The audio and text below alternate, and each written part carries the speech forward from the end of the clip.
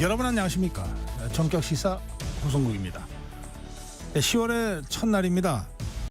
프로그램 개편을 통해 10월 1일 오늘부터 전격시사가 더 새로운 모습으로 여러분을 찾아뵙습니다. 새롭고 유익한 코너들을 많이 마련했습니다. 전격시사와 함께 매일 아침 열어주시면 좋겠습니다. 항상 생방송으로 여러분 찾아뵙고 있는 전격시사. 오늘은 더불어민주당 윤건영 의원 그리고 국민의힘 신지호 전략기획부총장 차례로 만나보겠습니다. 정치 현안 짚어보겠습니다. 그리고 오늘부터 매주 화요일 놓치면 안 될 국제 뉴스를 살펴보는 글로벌 톡톡 코너가 새롭게 준비되어 있습니다. 10월 1일 화요일 전격 시사 출발합니다.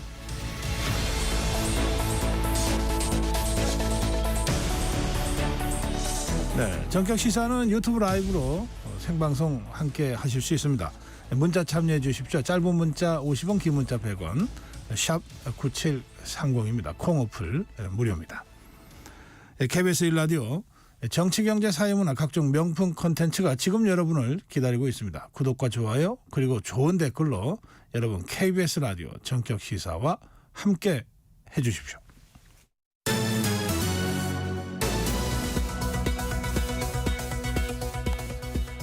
뉴스 브리핑입니다. 한국경제신문 최형창 기자입니다. 최 기자 어서 오세요. 예, 안녕하세요. 간밤에 들은 국제 뉴스부터 먼저 살펴보겠습니다. 이스라엘 군이 레바논 접경지를 봉쇄하기 시작했습니다. 그렇습니다. 지금 AP통신 등에 따르면 이스라엘 군이 현지 시각 30일 오후 8시 39분 메툴라, 미스가부암, 크파르길다디 등 이런 레바논 국경에 접한 지역을 이제 군사 제한 구역으로 선포했습니다. 예루살렘 포스트는 레바논 침공으로 이어질 구체적인 마지막 조치 이렇게 설명을 했습니다. 곧이어 레바논군은 이스라엘 접경지 여러 위치에서 병력을 철수하기 시작한 것으로 알려졌는데요. 이스라엘군은 국경 너머 레바논 남부에 강도 높은 포격을 퍼부었고 일부 지역에서는 대규모 전차포 발사도 있었던 것으로 전해졌습니다. AP통신은 이스라엘군이 헤즈볼라에 대한 소규모 지상작전에 돌입했다고 전했습니다. 아무래도 전면전으로 가는 분위기인데요. 관련 뉴스는 저희들 3부에 새로 시작하는 글로벌 톡톡 시간에 더 자세히 살펴드리겠습니다. 어제 이재명 대표 위증교사 혐의 재판이 있었습니다. 검찰이 이재명 대표에게 징역 3년을 구형했습니다. 지난해 10월 민주당 이재명 대표는 위증교사 혐의로 재판에 넘겨졌거든요. 이 대표가 2018년 경기지사 선거 토론회에서 과거 자신의 벌금형이 확정된 이른바 검사 사칭 사건을 누명이라고 표현했던 게 발단입니다. 검찰은 이 대표가 해당 발언으로 선거법 재판을 받게 되자 이 증인이었던 김진성 씨에게 위증을 교사했다 이렇게 판단을 했거든요. 1년 정도 뒤인 어제 마지막 심리에서 검찰은 이 대표에게 징역 3년을 구형했습니다. 위증 범죄에 대한 양형 기준상 최대치입니다. 위증을 사법 질서를 교란하는 중대범죄라고 규정한 검찰은 이 대표가 주권자들의 판단에 영향을 줄 수 있는 거짓말을 했다 이렇게 반복했다고 꼬집었습니다. 도지사라는 우월적 지위를 악용해 허위 증언을 집요하게 회유했고 현재는 공당의 대표로서 지위를 개인 범죄에 악용하고 있다 강조했는데요.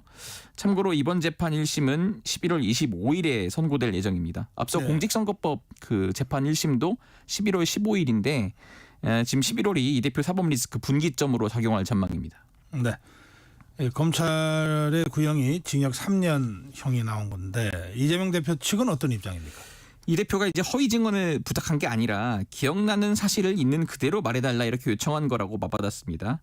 이 대표는 이제 기억을 되살려 있는 대로 이야기해달라, 없는 사실을 얘기할 필요가 없다는 취지의 언급을 12차례나 하면서 당시 이 김병량 전 성남시장 비서였던 김진성 씨에게 사실을 있는 그대로 말해달라고 했을 뿐이라고 했습니다.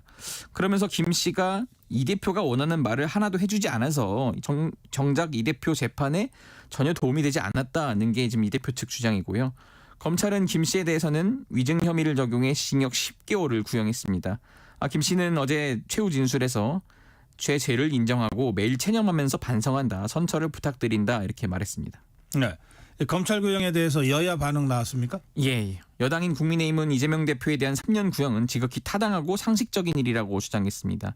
그러면서 이 대표가 오랜 세월에 걸쳐 거짓을 거짓으로 돌려막기 해 온 것이 이 위증교사 사건의 본질이라 이렇게 비판했는데요. 그러니까 2002년에 이 검사 사칭이라는 거짓을 동원했고 2018년엔 누명을 썼다고 또 거짓 주장을 해서 재판을 받게 되자 이번엔 증인에게 거짓을 말하도록 위증을 교사했다는 겁니다. 반면 검찰 구형 전부터 위증교사 의혹은 악마의 편집이라고 주장해온 민주당은 구형 직후 이 대표에 대한 정치 보복이라고 맞섰는데요. 대선 후보 등록을 막기 위한 치졸한 정치 공작이다 이렇게 목소리를 높였습니다. 네. 네, 김건희 여사 특검법 그리고 해병대원 특검법 또 지역화폐법 이 3개 법안에 대한 제2 요구안이 어제 국무회의에서 의결됐습니다. 예. 정부가 국무회의를 열고 3개 법안에 대한 제의 요구안 즉 거부권 건의안을 의결했습니다. 국민의힘이 불참한 가운데 야당 주도로 국회 본회의를 통과한 지 11일 만입니다. 김민희 여사 특검법은 도이치모터스 주가 조작 사건 등 이 8가지 의혹을 그리고 최상병 특검법은 해병대 최상병 사망 사건과 관련된 수사 외압 의혹을 그리고 이 지금 지역화폐법은 지역사랑 상품권에 대한 국가와 지자체의 지원을 의무화한 법이거든요. 국무회의를 주재한 한덕수 총리 이렇게 얘기했습니다. 거대 야당의 입법 권력 남용으로 헌정 질서가 위태롭다고 했는데요. 대통령의 거부권은 헌법상의 권한이자 위헌 법률 등에 대해서는 의무이기도 하다고 강조했습니다.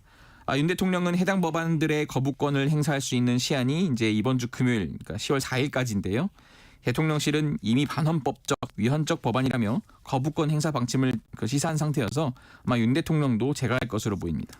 네, 그런데 야당에서는 이 제2 요구안 의결과 관련해서 항의 천막 농성에 들어갔습니까? 예, 지금 국회 앞에 있는데요. 정부의 제2요구안 의결을 하는 의미로 야 5당이 국회 본청에서 천막 농성에 들어갔습니다. 더불어민주당과 기본소득당, 사회민주당 등은 어제 오후 8시쯤부터 국회 본청 앞에서 김건희 특검 및 해병대원 특검 수용 촉구 천막 농성 기자회견을 진행했습니다. 앞서 어제 오후에는 대통령실 앞에서 또 규탄 집회를 열기도 했는데요. 박찬대 민주당 원내대표는 대한민국의 주인인 5천만 국민은 최순실 뺨치는 국정농단 진원지 김건희를 특검하라고 명령하고 있다. 정부의 제2요구안 의결은 이 국민의 추상 같은 명령을 외면하는 것이라고 주장했습니다. 네. 축구대표팀 감독 선임 관련된 논란이 정치권까지 이제 뜨겁게 달구고 있습니다. 이런 상황에서 윤석열 대통령이 이 문제에 대해서 직접 언급을 했군요. 예, 지금 윤석열 대통령은 어제 축구대표팀의 사령탑인 감독 선발은 이 과정부터 공정하고 책임 있게 진행돼야 한다면서 문체부가 여러 의혹에 대한 진상을 명백히 밝히고 현장의 잘못된 관행을 바로잡을 수 있는 확실한 개선 방안을 마련하라고 주문했다고 대통령실이 밝혔습니다. 윤 대통령이 이례적으로 축구대표팀 감독과 관련한 언급을 하면서 이 사실상 선임 절차에 논란이 제기된 홍명보 감독의 경제를 거론한 것 아니냐 이런 해석이 나왔는데요. 네. 유인촌 장관은 윤 대통령에게 감독 선발이 규정대로 이행되지 않아 절차상 문제가 있었다는 내용의 보고를 한 것으로 전해졌습니다. 다만 이 같은 해석에 대해 대통령실 관계자는 경제를 지시하거나 직접 언급한 것은 아니다 이렇게 말했습니다. 어제 홍명보 감독이 대표팀 명단을 공개했는데요. 그 자리에서 억울함을 호소한 것 같습니다. 예, 지금 홍 감독도 자신을 둘러싼 논란과 관련해서 재차 억울함을 토로했는데요. 저도 답답하고 국회에 가서 여러 이야기를 하고 싶었지만 결과적으로 하지 못했다. 개인적으로는 참 억울한 것도 있다. 이렇게 홍 감독이 말했습니다. 그러면서 자신도 객관적인 정보를 통해 이 논란을 불식시키고 싶다면서 최종 후보 3인을 압축했던 전력강화위원회 10차 회의록을 공개해달라 이런 뜻도 전했습니다. 다만 이제 내일이죠. 문체부 축구협회 감사 결과가 발표될 예정이거든요. 근데 이것에 홍 감독이 신경 쓰기보다는 지금 눈앞에 닥친 월드컵 3차 예선에 집중하겠다 이렇게 밝혔습니다. 네. 2년 전에 12구 이태원 참사가 있었습니다. 당시에 용산구를 관할했던 두 기관장, 그러니까 용산구청장과 용산경찰서장인데요. 1심 선고가 나왔는데 상반된 결과가 나왔군요. 예, 지금 용산경찰서장은 유죄, 용산구청장은 무죄가 나왔어요.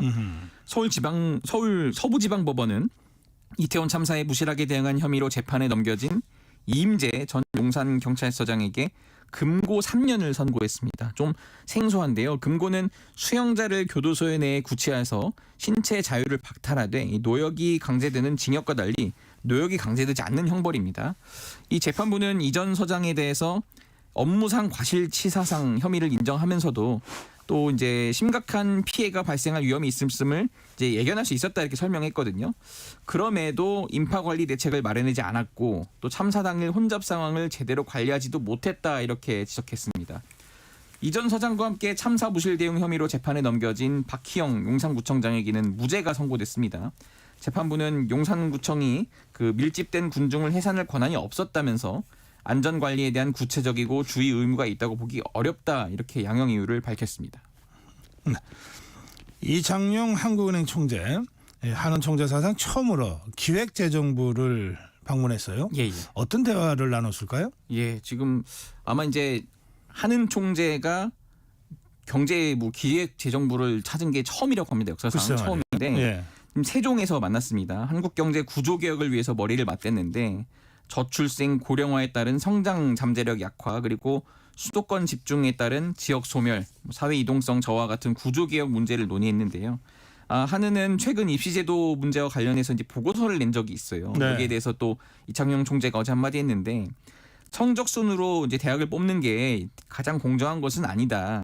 세계 어디를 다녀도 어느 대학이나 다양성을 위해 뽑는다 이렇게 강조를 했습니다.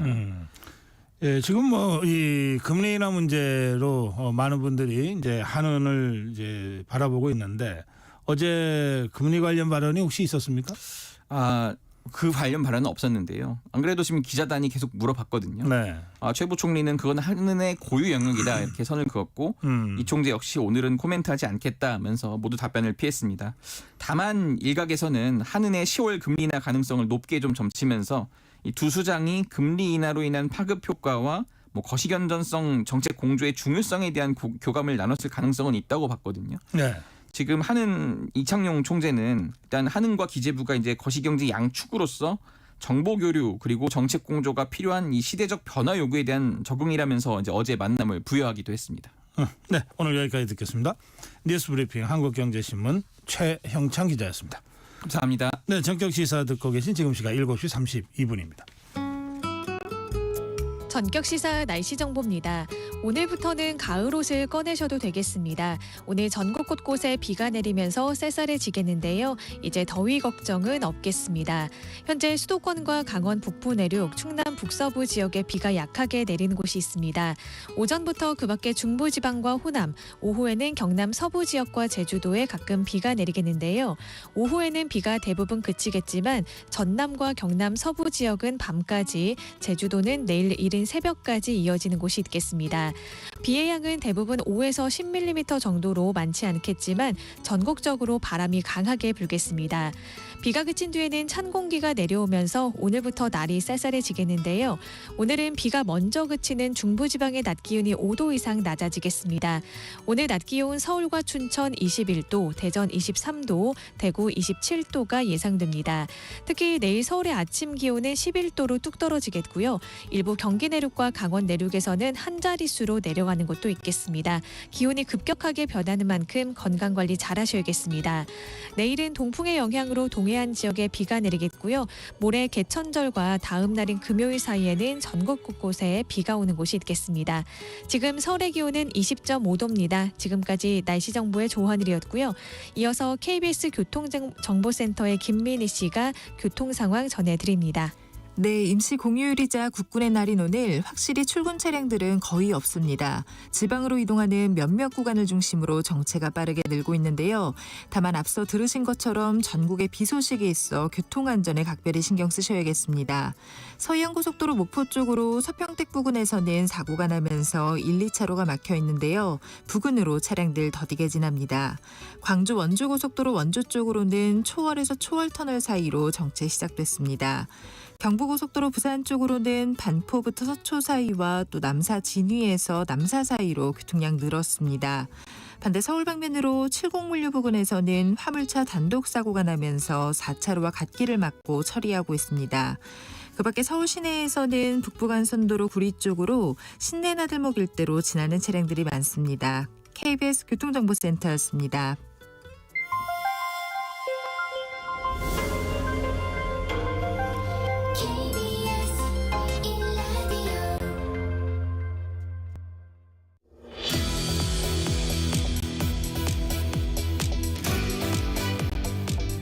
네, 국회는 국정감사를 앞두고 있습니다.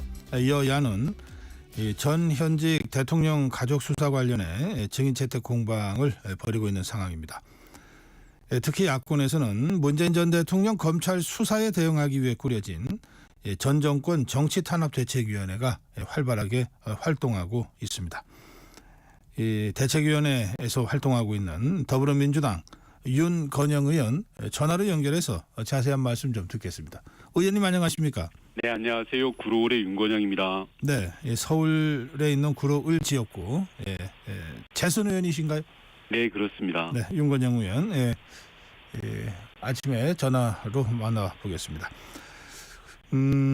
지금 국민의힘이 이번 국감을 문재인 전 대통령 가족 사법 리스크를 정조준하고 준비하고 있다고 합니다. 네. 또 이재명 대표 사법 리스크를 부각시키는 국감을 준비하고 있다 이런 얘기도 나오고 있습니다. 네네. 이제 그러다 보니까 문재인 전 대통령의 딸 문다혜 씨, 또 이스타항공 관계자, 김정숙 여사까지 출석시켜야 한다. 네. 이런 얘기들이 나오고 있는데, 자 의원님 이 상황 어떻게 보고 계시는지요? 우선 문재인 전 대통령에 대한 검찰 수사는 정도가 많이 심한 것 같습니다. 첫 번째로는 소위 먼지가 나올 때까지서는 별건 수사를 하고 있습니다. 수사를 하는데 죄가 없으니까 다른 건을 털고 그래도 안 나오니까 또 다른 건을 들고 계속 그런 식으로 수사를 진행하고 있고요. 두 번째로는 검찰이 제대로 된 수사를 하는 게 아니라 언론 플레이에 집중하는 것 같습니다. 매번 특종이라고 검찰발 뉴스가 나오는데 한결같이 가짜 뉴스에 불과합니다. 노무현 전 대통령의 논두렁 시계와 유사한 형태고요. 세 번째로는 비정상적인 수사 행태를 보이고 있습니다. 수십 명을 소환 조사하고 무차별적인 압수수색을 하고 있습니다. 심지어 어린아이가 사용하던 아이패드를 압수해서 아직까지도 돌려주지 않고 있습니다. 한마디로 검찰권을 동원해서 전임 정부를 망신 주고 탄압하는 데 현안이 된 듯한 그런 느낌입니다. 예, 그동안 언론을 통해서 보도된 여러 가지 의혹들이 있었지 않습니까? 네. 예, 그중에 한두 가지 의혹에 대해서 의원님 좀 설명해 주시면 좋겠는데요.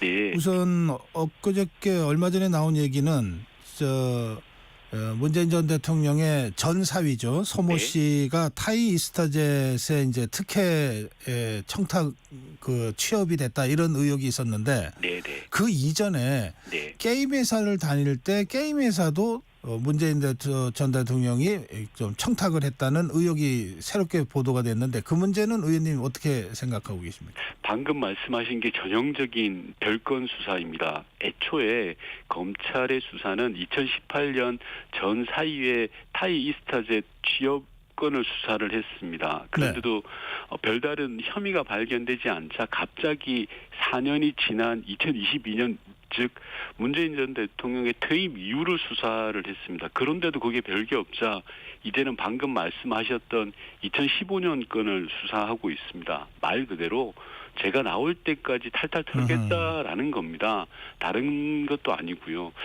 김건희 여사는 숱한 의혹을 눈 감아주면서 왜 전임 대통령은 없는 죄를 만들려고 하는지 모르겠습니다. 저는 한심한 사람들이라고 생각을 하고요. 네. 무리한 수사를 하는 정치적 의도와 목적이 분명히 있을 겁니다. 그 지점에 대해서는 이번 국정감사를 통해서 법사위 등에서 세심하게 따져볼 생각으로 있습니다. 예.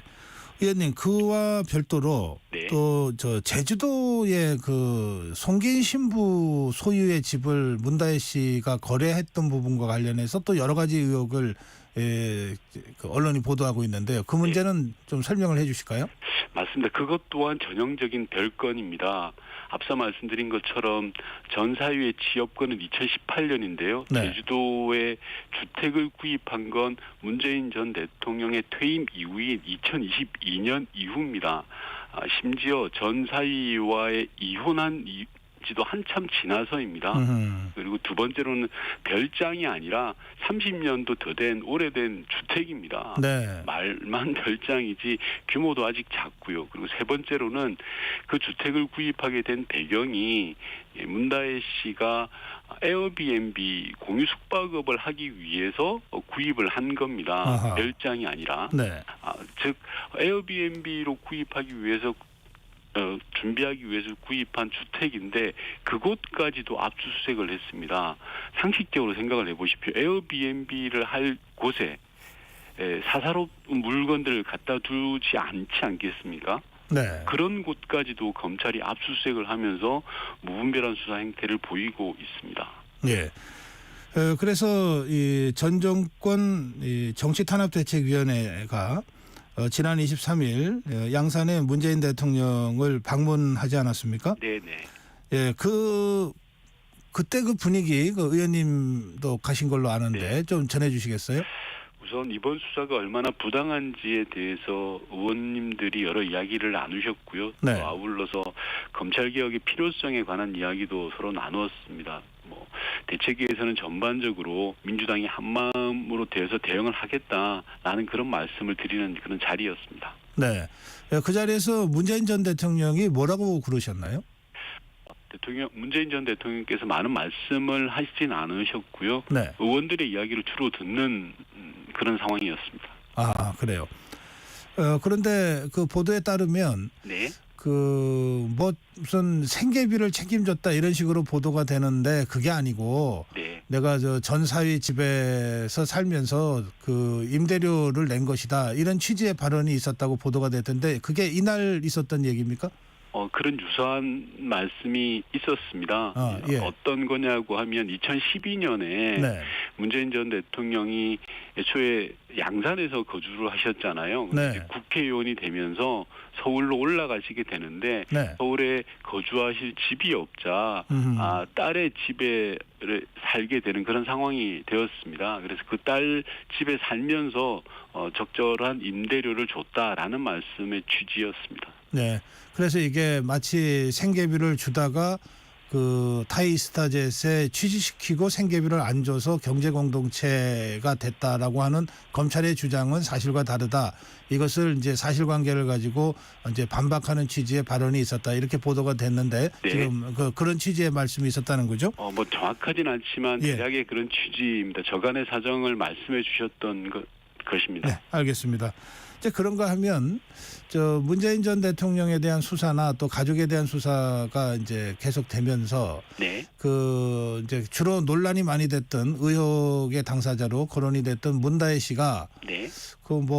이러면 막가자는 거냐 이러면서 이건 아버지 문재인 대통령을 어떻게든 엮어넣기 위해서 나를 공격하는 것이다 이렇게 SNS에다가 글도 올리고 이제 말하자면 적극적인 대응을 하지 않았습니까? 네, 네.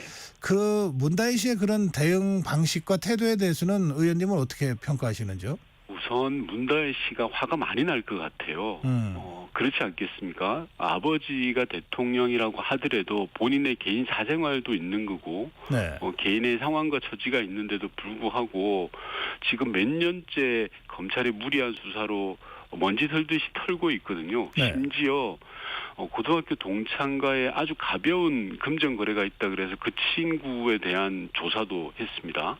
최근에 전셋집을 얻었다고 해서 그 전셋집을 소개해준 부동산 중개업자를 탈탈 또 털었습니다.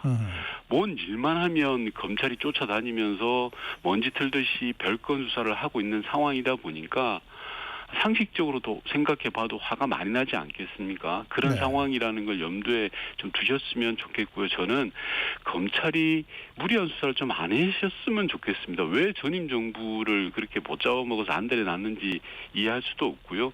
그렇습니다. 예. 이 문재인 전 대통령과 그 가족들에 대한 검찰의 수사에 대해서 네. 이재명 대표는 어떤 입장이고 어떤 생각을 갖고 있는 것 같습니까? 지난번에 전 정권 정치탄압 대책위를 구성하실 때 이재명 대표께서 말씀을 주셨는데요. 네. 이건 민주당이 하나의 마음으로 단단하게 대응을 해야 될 사안이다라고 말씀을 주셨고요. 네. 조금 전에 이 대책위를 구성하는 데 있어서도 원래는 당의 이제 검찰 독재 대책위 산하의 일종의 TF 형식으로 존재하는 것이었는데 이걸 네. 별도로 독립해서 우리가 힘있게 대응을 해야 된다라는 차원에서 별도 독립을 지시를 하셨습니다. 이재명 대표께서도 많은 관심을 가지고 있는 걸로 알고 있습니다. 기구를 확대 강화해서 대응한다. 이게 네네. 이재명 대표의 뜻도 담겨 있다는 뜻이군요. 네, 그렇습니다. 예. 대검 항의 방문하지 않았습니까? 네네. 심우정 검찰총장과 만났습니까? 검찰총장은 안 나오고요. 네. 대검 차장이 나왔습니다. 네. 그래서 저희는 대검 항의 방문을 통해서 검찰총장의 감찰을 요구했습니다. 지금 벌어지고 있는 검찰 수사는 말 그대로 위법한 수사 그 자체거든요. 네. 그래서 그런 문제 제기를 했더니 대검 차장이 위법한 사항이 있는지 살펴보겠다. 그리고 잘못된 부분이 있으면 적극적인 수사 지휘를 하겠다고 약속을 했습니다. 우리는 그 약속이 지켜지는지 세심하게 지켜볼 거고요. 아울러서 검찰의 불법적인 언론 플레이 등 위법한 행태에 대해서도 모니터링을 할 생각입니다. 그리고 국정감사를 통해서 따져볼 것이고요. 정치검찰의 잘못된 수사 행태에 대해서는 끝까지 쫓아가서 바로잡을 그런 생각입니다. 예, 알겠습니다. 자, 의원님. 네. 지금 이재명 대표의 그 재판이 속속 이제 구형이 나와서 11월 15일 날은 선거법 재판 선고, 11월 25일은 위증교사 사건 선고가 예정돼 있거든요. 네네. 당 분위기 좀 전해 주십시오. 당 분위기는 좋을 리가 없지 않겠습니까? 이재명 대표에 대해서 검찰이 과도한 정도로 수사를 했고 또 최고 형량을 지금 구형을 한 거 아닙니까? 저는 해도 너무한다는 생각이 듭니다. 심각한 역풍이 불 거라고 생각을 하는데요. 네. 김건희 여사는 무조건 봐주고 야당 대표를 최고 형량 구형한 것은 저는 검찰의 길을 포기한 것 같다고 생각합니다. 누가 보더라도 명백히 잘못된 수사입니다. 대한민국 법이 여당 다르고 야당 다른 게 말이 되겠습니까? 대통령 부인이면 무죄고 야당 대표면 유죄라는 것도 말이 되지 않고요. 여당 무죄, 야당 유죄라는 말이 나오는 그런 상황인 것 같습니다. 네.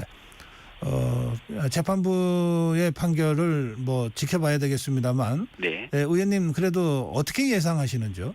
저는 재판부가 합리적이고 상식적인 판단을 할 것이라고 생각합니다. 윤석열 정부 검찰이 국민이 위임한 권한을 사적으로 사용하고 있다고 저는 생각을 하거든요. 전임 정부 괴롭히고 현직 야당 대표를 괴롭히기 위해서 혈안이 돼 있는 것 같아요.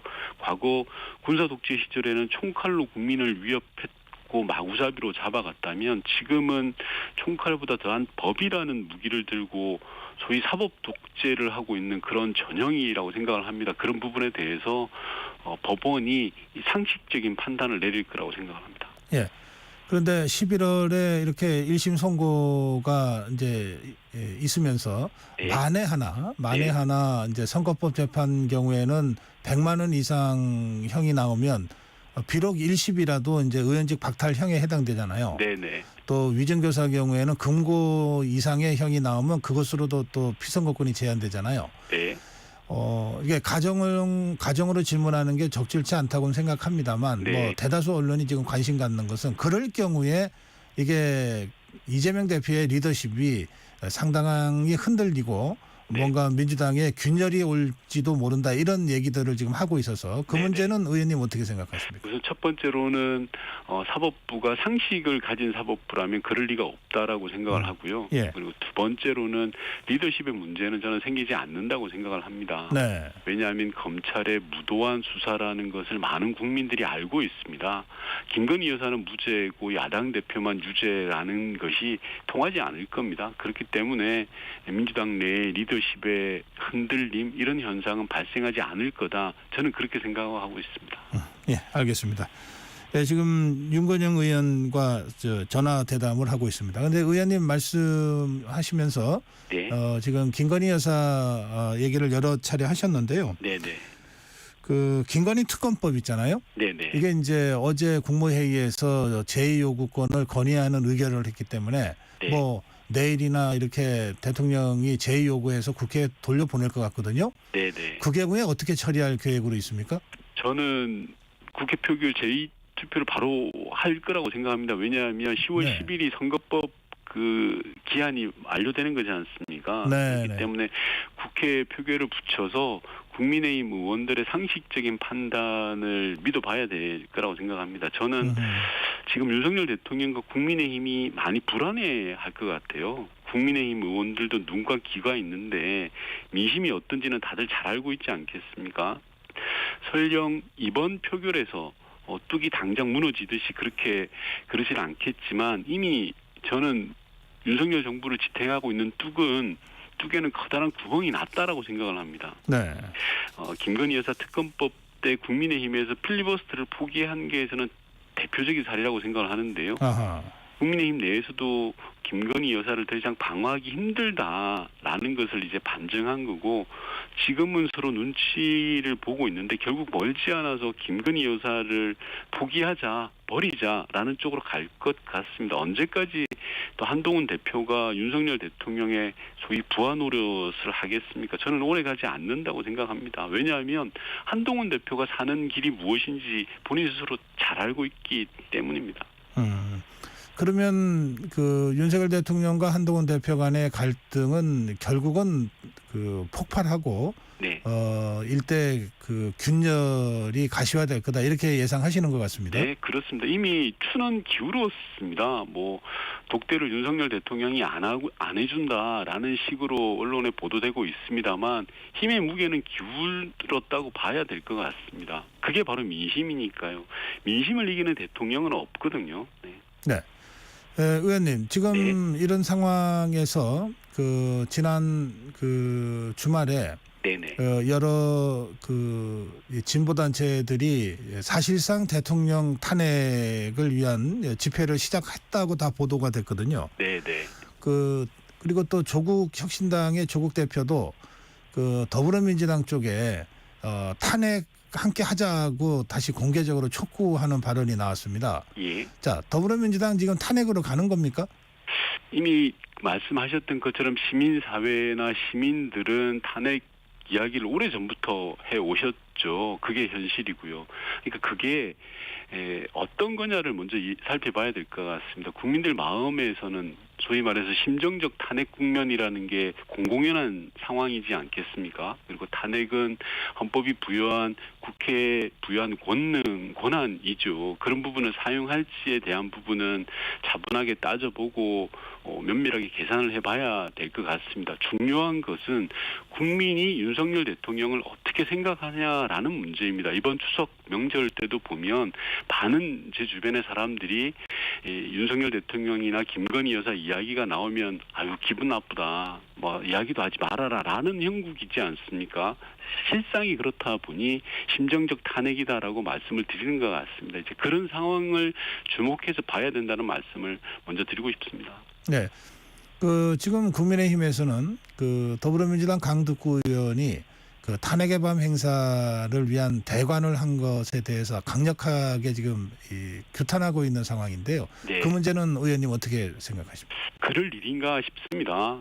국회의원이 자신의 정치적 소신이 있고 하지 않습니까? 그런 부분들을 표현을 했다고 해서 그걸 뭐 문제가 있다 급박하는 식으로 몰아가서는 저는 안 될 거라고 생각을 합니다. 알겠습니다. 저 의원님, 네, 금투세 있잖아요. 네네.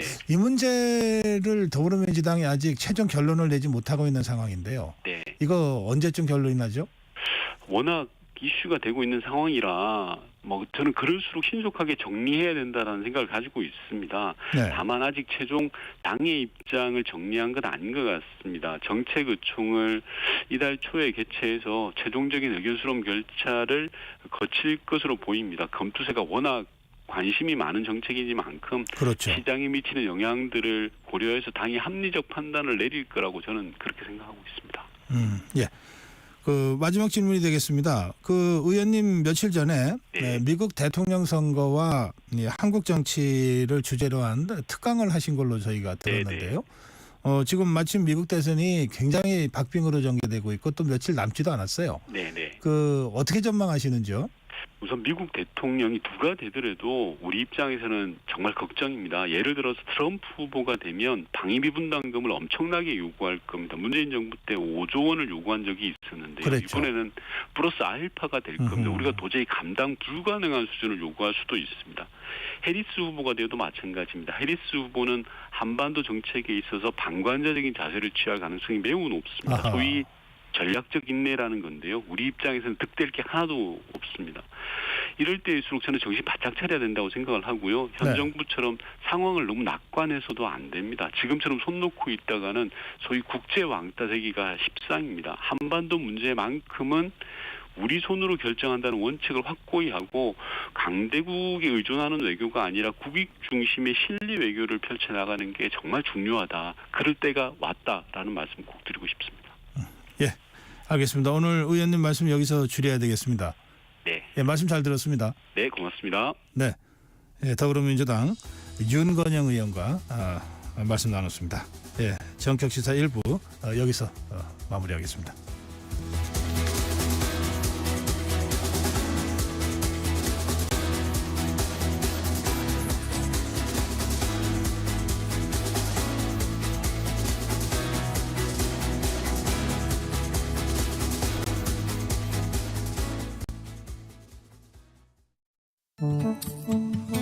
KBS 라디오 기후위기 대응 캠페인 지구를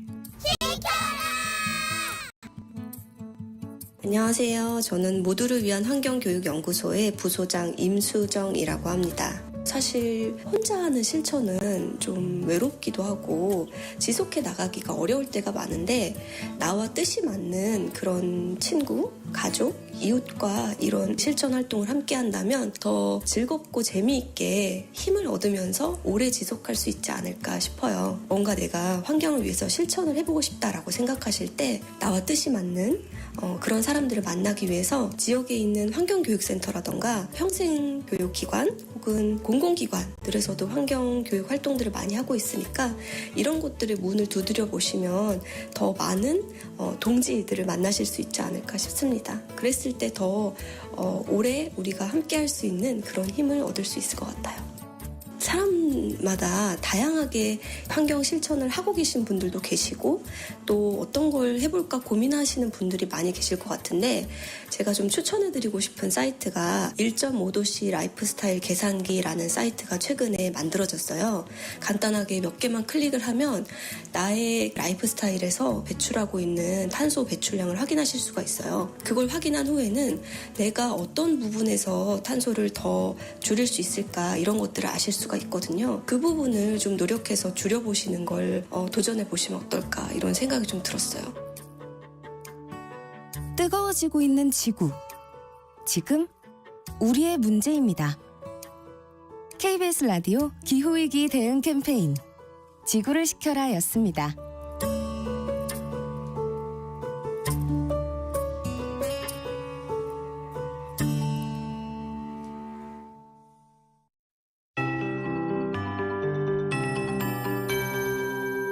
KBS 58분 날씨. 10월의 첫날이자 국군의 날인 오늘은 날씨가 급변하겠습니다. 전국 대부분 지역에 비가 내리면서 쌀쌀해지겠습니다. 현재 서해상에서 다가오는 비구름의 영향으로 수도권과 충남 북부, 강원 내륙에 비가 약하게 내리는 곳이 있는데요. 오전에 그 밖에 중부지방과 호남, 오후부터는 경남 서부 지역과 제주도에도 가끔 비가 내리겠습니다. 비는 오후에 대부분 그치겠지만 전남과 경남 서부는 밤까지, 제주도는 내일 이른 새벽까지 이어지는 곳이 있겠습니다. 비의 양은 5에서 10mm 정도로 많지는 않겠지만 전국적으로 바람이 강하게 불겠습니다. 비구름 뒤로 찬 공기가 남하하면서 오늘은 비가 먼저 그치는 중부지방부터 낮 기온이 어제보다 5도 이상 낮아지겠는데요.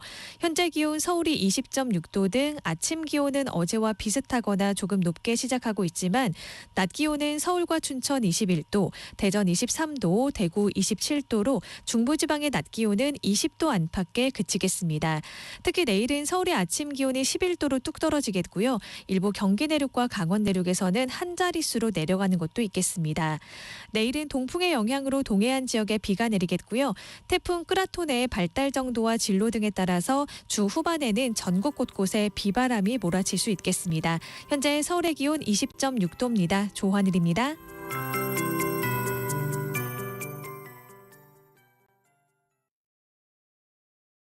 정성을 다하는 국민의 방송 KBS가 8시를 알려드립니다. AM 711kHz, FM 97.3MHz, KBS 1라디오입니다.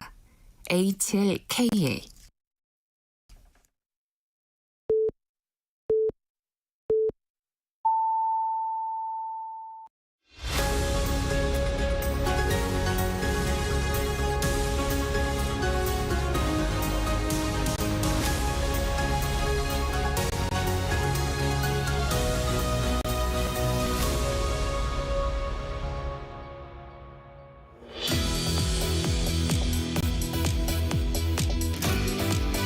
KBS 라디오 전격 시사입니다.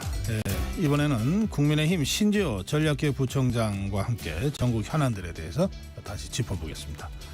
자, 어서 오십시오, 의원님. 네, 안녕하세요. 어제 검찰이 그 이재명 대표에 대한 위정교사 혐의에 대해서 징역 3년을 구형했습니다. 예상하셨나요? 네, 뭐 예상했는데요. 왜냐하면 대법원 양형 기준에 따르면은 이렇게 하는 게 맞다. 그러니까 검찰이 전혀 정무적 판단 없이 그냥 그 대법원 기준에 따라서 한 거다. 예. 이렇게 보고 있습니다. 민주당 쪽에서 나오는 반응을 보면 또 이재명 대표 쪽에서 나오는 반응을 보면 정치 사냥의 무도한 구형이다. 악독한 괴물, 검찰이 악독한 괴물이다. 뭐 깡패 집단이다. 뭐 굉장히 거칠고 강한 비판이 있습니다. 근데 이게 2012년도 경기도지사 선거 과정에서 자기는 검사 사칭한 적 없고 KBS PD가 한 건데 옆에 있다가 괜히 억울하게 누명을 쓴 거다 그랬잖아요. 네. 그때 이게 위증 때문에 무죄가 난 거 아닙니까? 만약에 그때 위증이 없었다면 위증 교사와 위증이 없었다면은 경기도지사직 날라가고 그다음에 그 경기도지사 선거 때 보전받은 비용 다 토해내야 되고 피선거권도 박탈되니까 지난번 대선에 출마도 못했던 거죠. 예, 굉장히 중차대한 사안입니다. 예. 이게 그리고 뭐 거의 뭐 녹취 파일이라든가 이걸 통해서 거의 뭐 다 입증이 된 걸로 그렇게 봐야 되지 않을까 싶습니다. 예. 네. 네, 그래서 지난번에 선거법 위반 공판에서는 구형 2년, 지금 위증교사는 구형 3년, 네. 그리고 선고도 나란히 11월 15일 선거법 재판 선고, 11월 25일 위증교사 재판 선고가 예정돼 있습니다. 네. 어떻게 예상하세요? 저는 뭐 이 재판부도 그 법과 원칙에 따른 어떤 판결을 내릴 거라고 보고 있고요. 그래야지 정상적인 법치국까지 여기에 정무적 판단이 개입하면 안 된다. 이 말씀드리고 저는 뭐 법원이 그렇게 할 거라고 보고 있습니다. 재판부가. 근데 중요한 것은 어떤 판결이 내려졌을 때 거기에 대해서 이 판결에 불복하는 움직임이 또 나올 수도 있지 않겠는가. 그렇게 되면 이 굉장히 좀 불행한 상황으로 갈 수도 있겠다는 생각이 듭니다. 그 피고인 입장에서는 판정에 불복해서 항소 네. 절차를 밟는 것은 뭐건 권리인데 그렇죠. 지금 말씀하시는 그 불복 사태는 그런 게 아니고 정치적인 불복 사태입니까? 그러니까 본인의 재판 결과와 네. 윤석열 대통령 탄핵 추진 이거를 결부시켜서 그 법적인 절차 항소하고 그런 건 당연하게 할 수 있는 거고 그렇게 하면 되는데 법적인 절차 이외의 예. 어떤 정치적 행동 뭐 그리고 또 국회 안에서 문제 제기하는 건 괜찮은데 이제 대규모 뭐 거리 투쟁을 조직해서 네.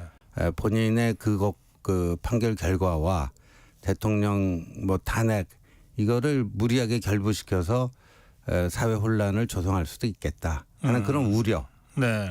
뭐 이게 우려로 끝났으면 좋겠습니다. 네. 지난 주말에 그 여러 진보 단체들이 네. 사실상 대통령 탄핵을 선언하고 네. 행동하는 집회가 전국에 동시다발적으로 있었거든요. 네. 이제 그게 이재명 대표의 이 사법 리스크의 현재화와 직간접적으로 연결돼 있다 이렇게 보시는 것 같습니다. 네, 저는 그렇게 봅니다. 그러니까 대통령 탄핵 추진과 네. 이재명 대표 그 판결 결과 지금으로 봐서는 이재명 대표 입장에서 보면 굉장히 좀 비관적인 상황이라고 보거든요. 그래요. 네. 그게 재판 결과 불복과 탄핵 추진이 동전의 앞뒤로 지금 엮여 있는 게 아닌가 이렇게 보고 있습니다. 예. 그 사실 지금 이제 뭐 그림은 누구나 그릴 수 있지만 그게 현실화되는 건 또 다른 문제잖아요. 네. 그러니까 지금 그 의원님 말씀대로 이재명 대표의 사법 리스크를 희석시키거나 또는 더 강하게 공격이 최선의 방어라는 식으로 해서 윤석열 대통령 탄핵 쪽으로 몰아간다 하더라도 네. 뭐 집회할 수 있겠죠. 네.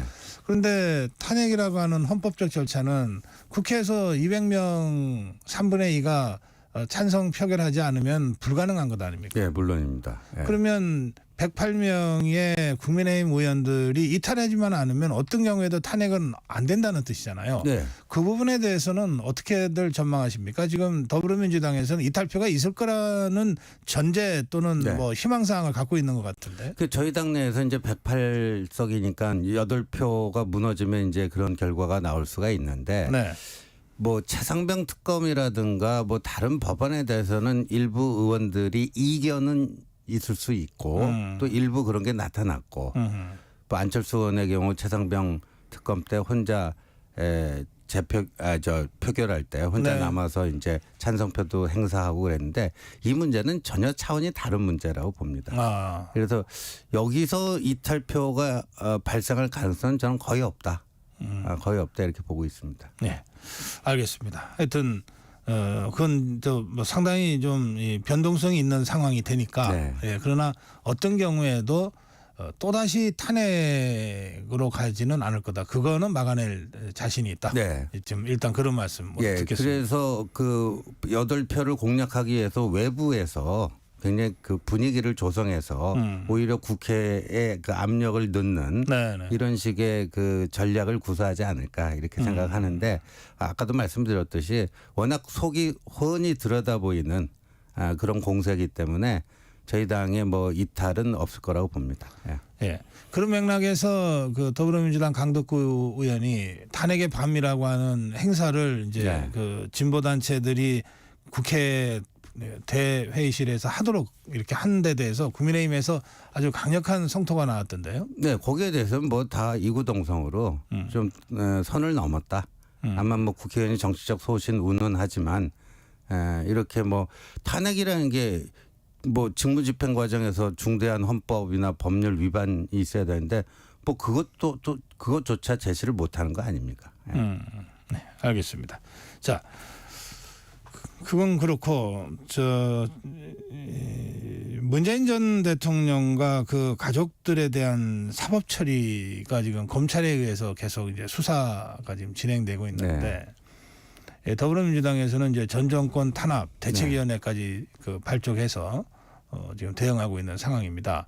이건 어떻게 보세요?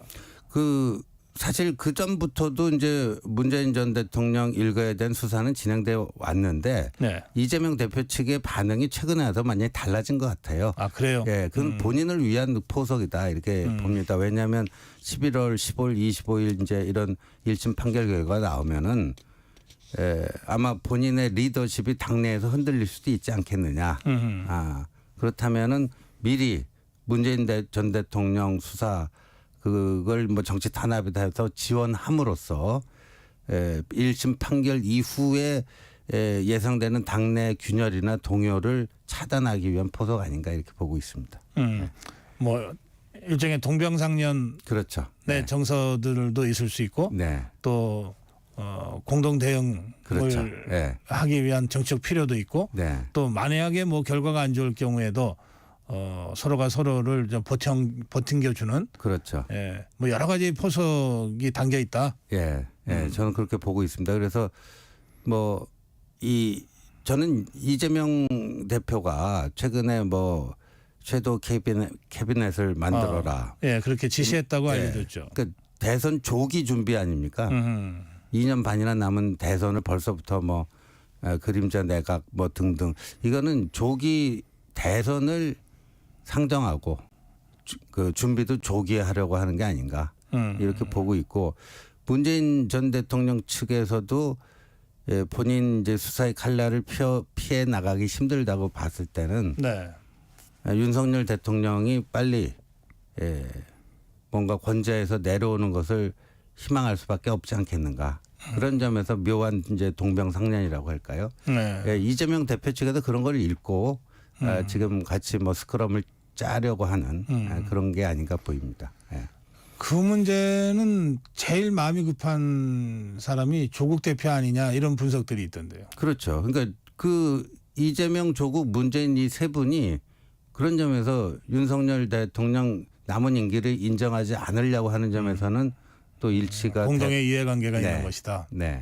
그래서 윤석열 대통령을 탄핵해서 빨리 저 조기 대선을 그러니까 대선을 앞당기려고 하는 그런 공동 전선이 지금 구축되고 있다. 네, 그렇게 봐야 될 것 같습니다. 그 공동 전선이 어느 정도 저 위력적이라고 생각하세요? 그러니까 이게 뭐 과거에도 이제 2016년, 2017년 박근혜 전 대통령 탄핵 국면 때도 우리가 경험을 해봤지만 대중적 분노가 어느 정도 이제 올라오고 그게 어느 정도까지 이제 여론을 움직일 것인가 이게 이제 큰 변수가 될 것 같은데 네. 그래서 지금 그쪽 진영에서는 김건희 여사 문제가 제일 약한 고리라고 보고 그걸 좀 공격하는 것 같습니다. 예, 그래서 이 문제를 어떻게 잘 방어하고 관리해 나가는가 하는 문제가 또 아까 이탈 없이 예, 암만 바깥에서 대규모 뭐 대중투쟁을 만든다 할지라도 확실한 명분과 논리를 가지고 국회에서 108석이 무너지지 않도록 하는 그게 중요하다고 봅니다. 네. 네, 그런 맥락에서 김건희 여사 리스크를 어떻게든 관리해야 된다. 네. 네, 어떻게 관리해야 된다고 생각하시는지요? 저는 5월 10일 대통령 취임 2주년 기자회견 때 대통령께서 이제 김건희 여사 문제에 사과하지 않았습니까? 네.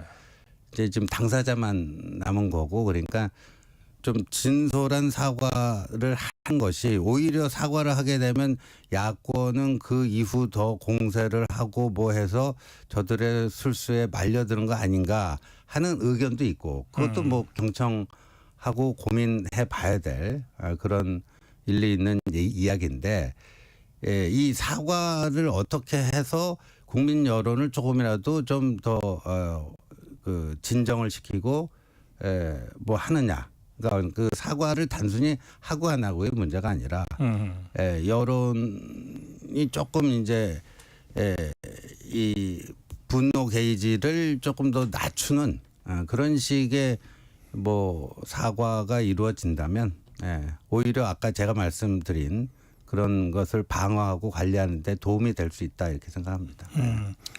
지금 이 보도에 따르면 그 한동훈 대표와 가까운 사람들 이른바 친한계 네. 정치인들이 사과하라고 요구하는 듯이 지금 주장한다고 지금 보도가 되는데 네. 꼭 그런 차원의 고민이 아니군요. 예, 그 단순히 사과하고 안 하고의 문제가 아니고 제가 지금 다 말씀드린 건데 그 108석을 어떻게 지키는가. 거기서는 뭐 친한이 따로 있고 친윤이 따로 있고 그렇지가 않다고 보는데 그 방법론에 있어서 뭐 약간의 차이가 있을 수 있고 그거는 서로 뭐 충분히 토론하면 합리적 결론이 나올 수 있지 않겠는가 그렇게 생각합니다. 네. 알겠습니다.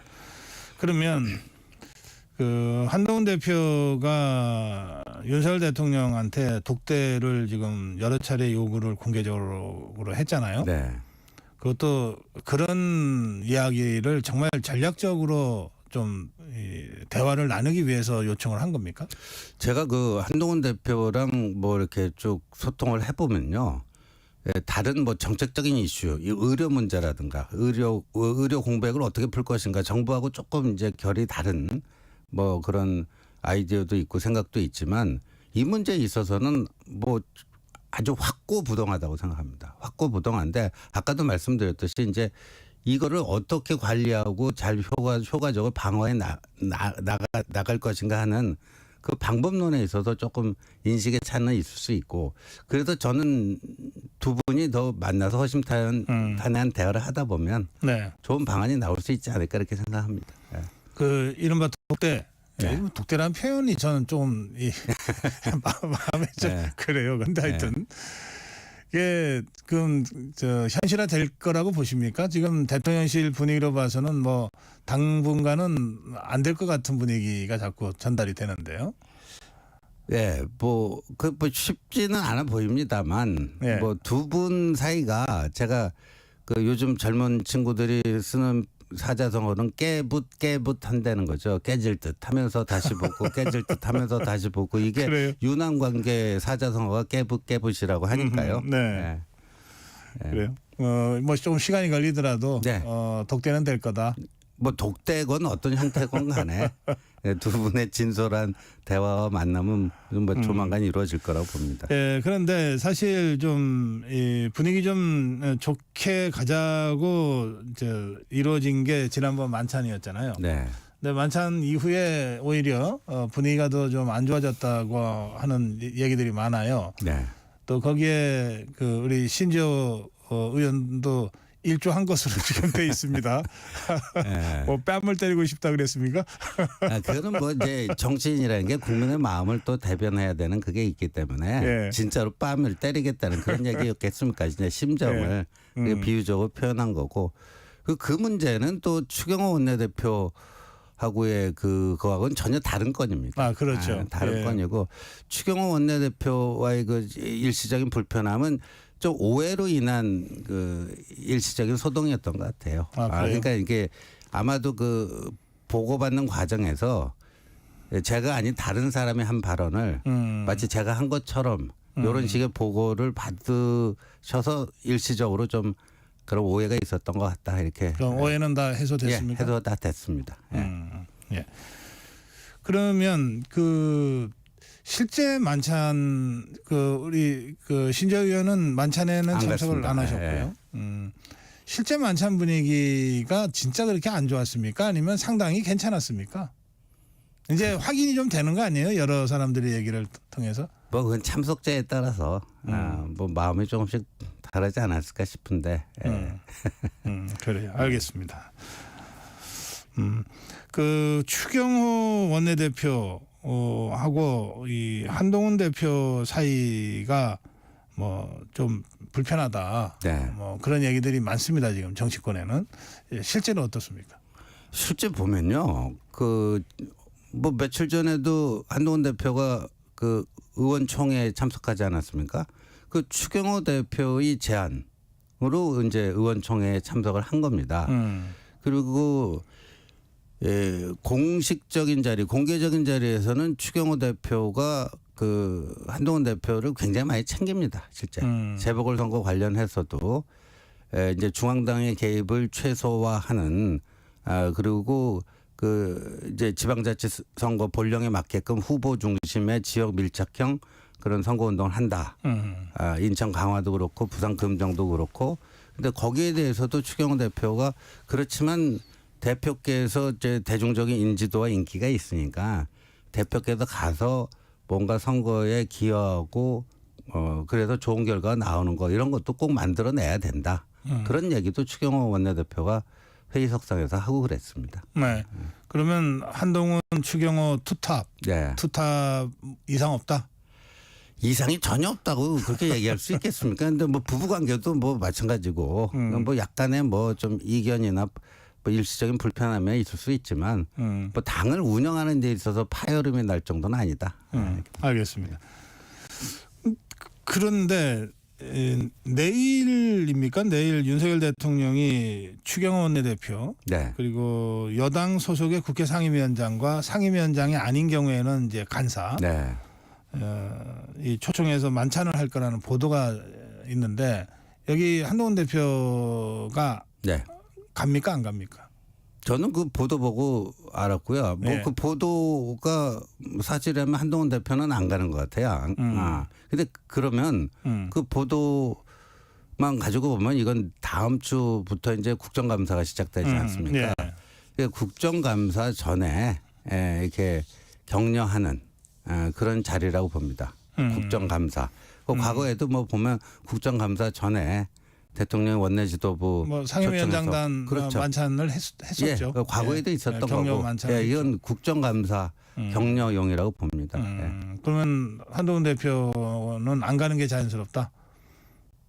뭐 아니 본인이 그 선택권이 있는 게 아니지 않습니까? 그러니까 그 어떤 이 모임을 만드는 그 취지나 거기에 뭐 굳이 뭐 한동훈 대표가 알겠어요. 갈 문제는 아니라고 봅니다. 근데 이제 이런 것도 언론은 이제 동아일보 단독 보도인데 내일 한동훈 빼고 추경호 등과 만찬 이렇게 제목을 잡아놓으면 아니 이제 보니까요. 뭐 우리 진행자님께서도 뭐 너무 잘 아시겠지만 네. 언론의 속성이 네. 이번에도 저와 관련된 거를 실제 이상으로 막 이렇게 갈등이 아주 심각한 것처럼 이렇게 보도하는 게 언론의 속성인 것 같고 꼭 타이틀을 뽑더라도 꼭 한동훈 빼고 뭐 이런 식의 그러니까. 예, 타이틀을 하는 게 뭐 언론이니까 또 뭐 이해 못할 바는 아니지만 좀 예. 과장된 측면이 있다라고 봅니다. 알겠습니다. 자, 아까 잠깐 말씀을 하셨는데 재보궐선거요. 네.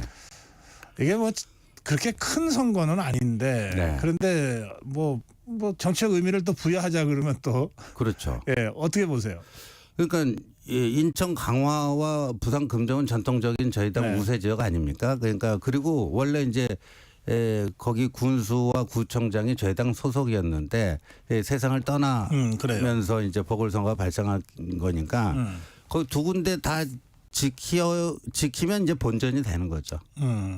지키면 이제 본전이 되는 건데 지금 부산 금정 같은 경우에는 이제 야권 후보 단일화 이슈가 좀 있지 않습니까? 그래서 만약에 단일화가 된다면 격차는 많이 줄어드는 건 사실이고 저희도 내부에서 여러 가지 시뮬레이션을 해봤지만 격차는 많이 줄어듭니다. 아, 그래요. 예.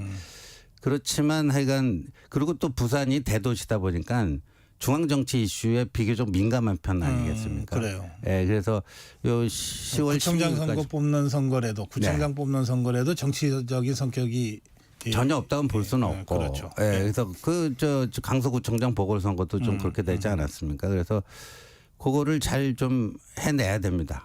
그렇게 뭐 여유 있게 뭐 당연히 우리 쪽이 될 거다 이렇게 볼 문제는 아니라고 봅니다. 강화도는요. 강화 군수 선거. 강화는 이제 안상수 전 인천시장이 무소속 출마한 게 좀 변수가 되고 있고, 근데 뭐 그럼에도 불구하고 강화는 뭐 또 나름대로 그 후보가 선전을 하고 있어서 뭐 괜찮을 거라고 보고 있습니다. 예, 금정구청장과 강화군수 선거는 이겨야만 된다. 네. 지면은 좀 그렇죠. 상황이 심각해진다. 예. 근데 이기면 본전이다.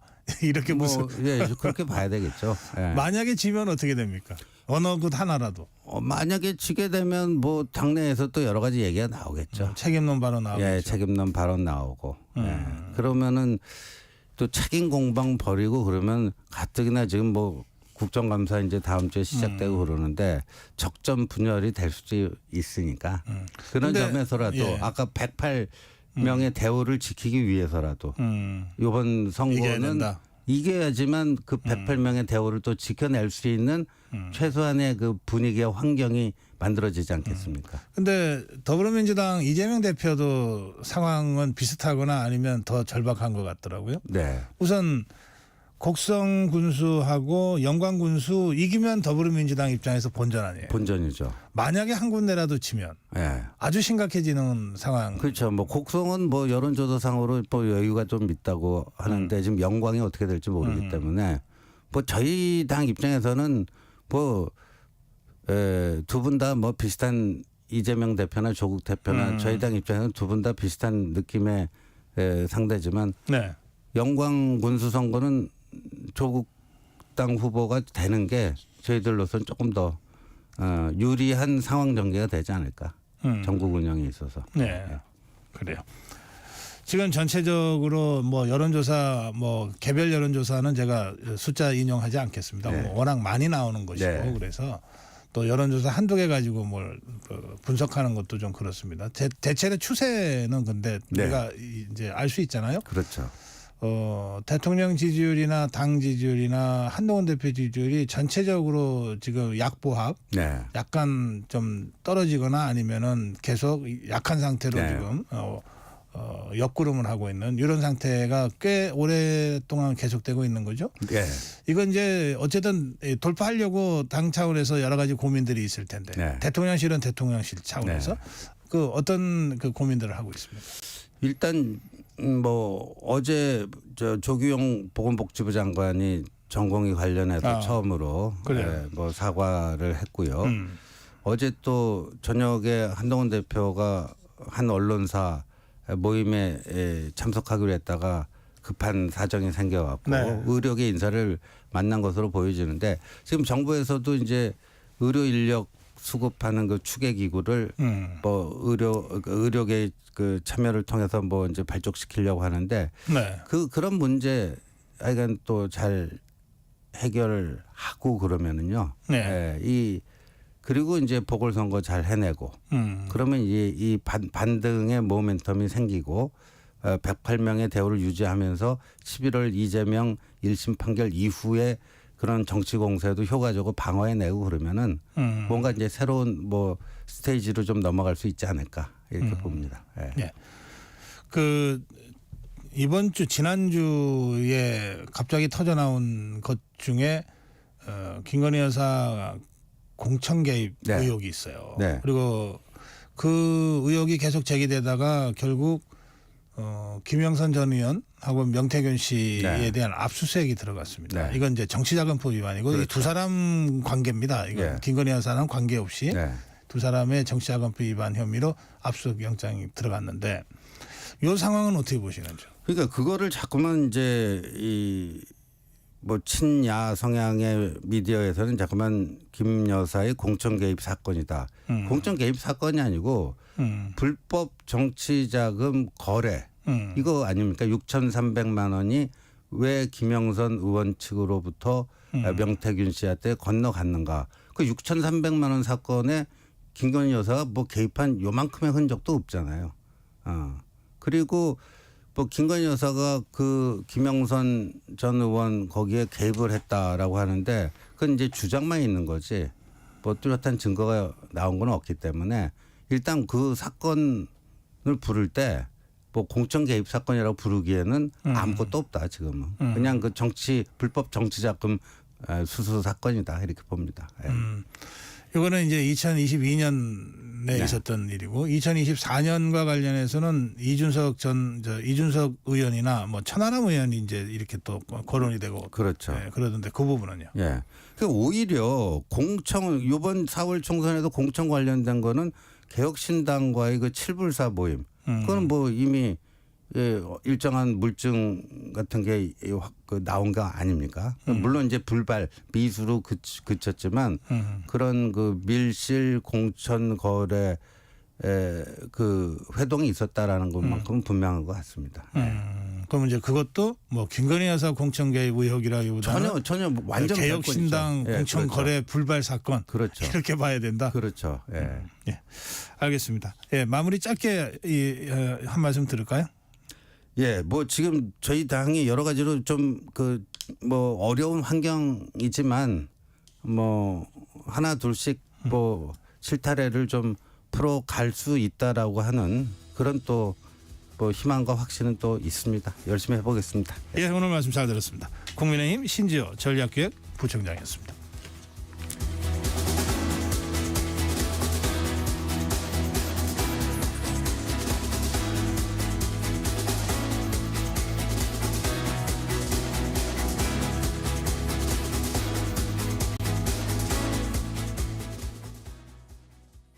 (2024년 10월 1일부터) 폐기물 처리 현장 정보 전송 의무화가 사업장 일반 폐기물과 수출입 폐기물까지 확대 시행됩니다. 사업장 폐기물의 올바른 처리와 안전하고 투명한 관리를 위해 꼭 기억하세요. 폐기물 수집 운반자는 차량의 실시간 위치 정보를, 폐기물을 처분하거나 재활용하는 자는 반입된 폐기물의 중량과 함께 촬영된 영상 정보를 실시간으로 전송해야 합니다. 보다 자세한 사항은 폐기물 처리 현장 정보 관리 시스템 홈페이지를 참고하세요. 이 캠페인은 환경부와 한국환경공단이 함께합니다.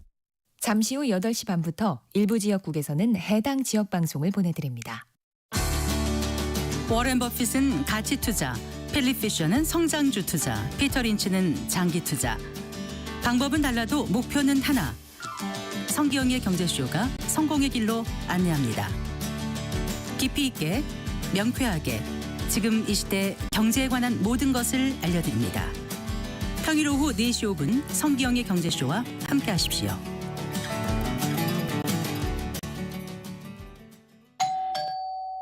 편지 왔습니다.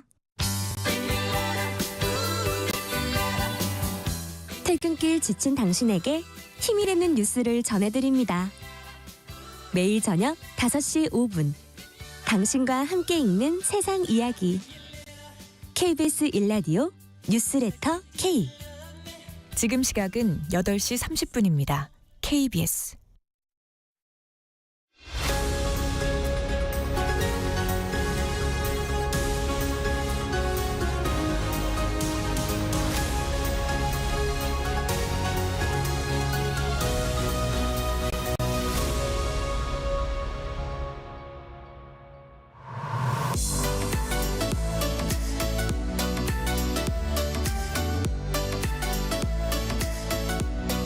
네, 오늘부터 새로 시작하는 코너입니다. 매주 화요일 글로벌 뉴스를 현장감 있게 전해드리는 글로벌 톡톡 코너입니다.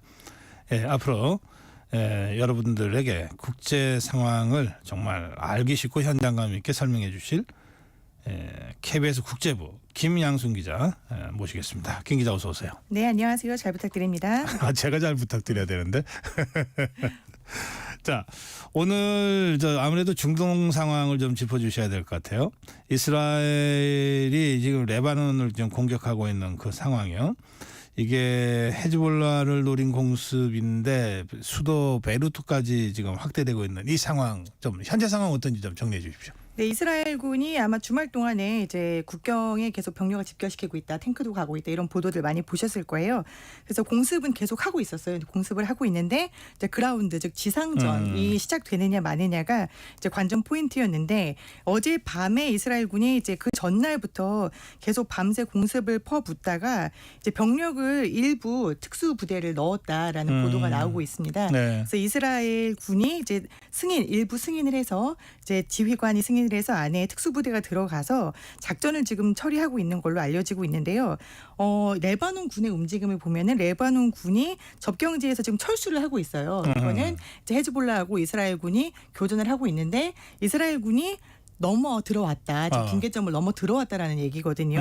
그래서 강도 높은 포격을 퍼부은 데 이어서 전차포도 발사하고 그리고 이제 지상전이 일부는 시작됐다. 이렇게 보실 수 있겠습니다. 그러니까 레바논군이 후퇴하고 있다 이런 뜻입니까? 그렇죠.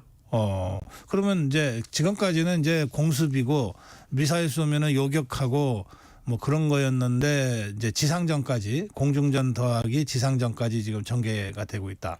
그렇죠. 이제 레바논 이제 지도를 아마 보신 분들은 아실 텐데 이제 이스라엘의 골란고원이 뾰족하게 있고 그 바로 위에 레바논이 접경입니다. 근데 레바논은 또 수도인 베이루트가 남쪽에 있어요.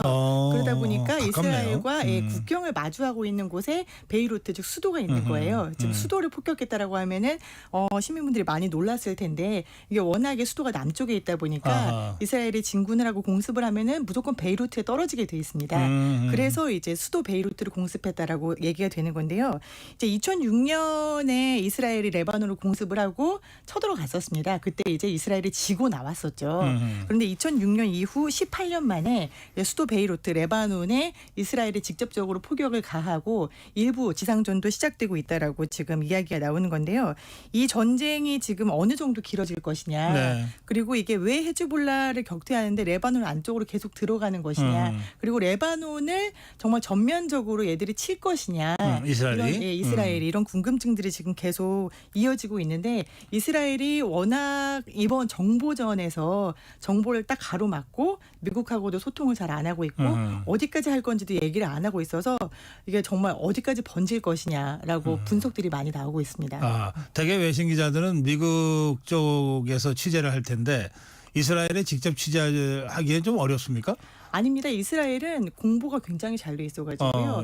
이스라엘이 어떤 행동을 하거나 아니면은 뭐 불리한 보도가 있거나 하면은 저희 국제부에 바로 이스라엘 그래요? 대사관에서 문자가 옵니다. 그래서 우리가 이런 일을 했는데 이거 잘못된 것 같다. 사실관계를 정정해달라라고 오기 때문에 오히려 이스라엘과 미국의 입장에서 저희가 경도될 수밖에 없는 게 레바논이나 이슬람 쪽은 언어도 다르고 그다음에 저희가 접촉할 수 있는 루트나 취재 반경도 좀 좁은데 반해서 미국은 워낙에 소스도 많고 그리고 이스라엘은 아주 적극적이고 오기 때문에 그렇군요. 살짝 경도될 수 있습니다. 아무래도 그쪽 얘기를 많이 전할 수밖에 없겠네요. 자, 그런데 김양순 기자, 그러면 이게 전면전으로 간다고 봐야 됩니까? 전면전으로 간다고 보기는 어려울 것 같습니다. 왜냐하면 이게 레바논과 싸우겠다라는 게 아니잖아요. 이스라엘이 당초 헤즈볼라를 지금 공격한 게 다시 기억을 좀 돌려보면은 작년 10월 7일에 하마스가 이스라엘을 공격했단 말이죠. 네. 그래서 이스라엘 하마스와 전쟁을 선포했어요. 그래서 1년 동안 가자 전쟁이 지금 벌어지고 있는 거잖아요. 1년 넘게 가자 전쟁이 벌어지고 있는데 그 동안에 헤즈볼라가 이제 돕겠다. 하마스는 저항의 축이잖아요. 그렇죠. 함께. 하마스를 돕기 위해서. 네, 하마스를 돕기 위해서 계속해서 이제 공격을 해왔다는 거죠. 이스라엘 쪽을. 네. 그러면서 북쪽에 이스라엘 북쪽과 레바논의 남쪽에 살고 있는 곳에 공습을 퍼부으니까 여기에 살고 있는 지금 이스라엘 주민들이 다 남쪽으로 피난을 가 있는 상황입니다.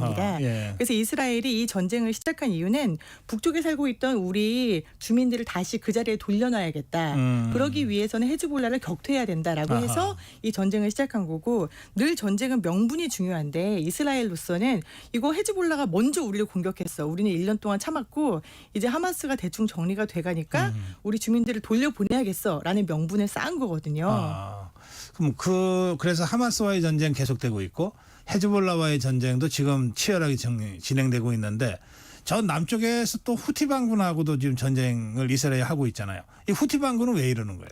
이게 저항의 축이라고 말씀을 드렸잖아요. 어떻게 보면 이게 1978년도, 1982년도에 아랍 전쟁, 중동 전쟁이 있었을 당시에 이란이 지금 이제 시아파의 맹주잖아요. 근데 이스라엘을 견제하면서 우리가 다 함께 일어나서 이스라엘과 맞서 싸우자라고 만든 게 이슬람 민병대고 저항의 축입니다. 이걸 크게 보면 이란이 이제 돈을 대고 저 위쪽에서는 레바논, 시리아, 그다음에 저 아래 홍해 입구 쪽에서는 이제 예멘이 있거든요.